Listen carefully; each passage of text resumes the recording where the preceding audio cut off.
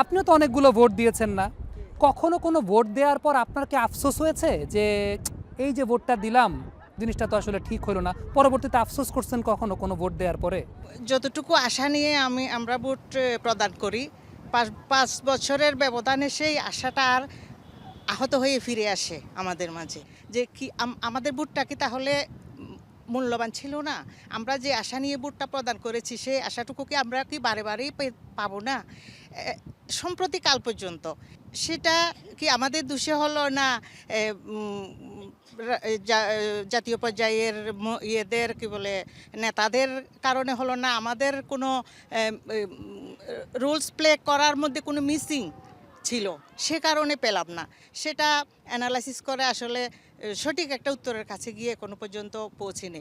এরপরেও আশাবাদী যে হয়তো এবার বিগত যাদেরকে না এখনও রিটায়ার্ডের সময় এসে গেছে, ওনাদের রিটায়ার্ড করে পরবর্তী প্রজন্মরা কিভাবে দেশ পরিচালিত হয় সেদিকেই ওনারা দোয়া করবেন, সেদিকে ওনারা অ্যাডভাইস দেবেন। সেটা না করে যদি আবার ওনারা রিটায়ার্ড সময়ের পরেও যদি আবার রাষ্ট্র পরিচালনা করতে চায়, সেক্ষেত্রে আবার আমি সেই আশাহত হয়ে হয়তো ফিরে আসতে হবে এবারও।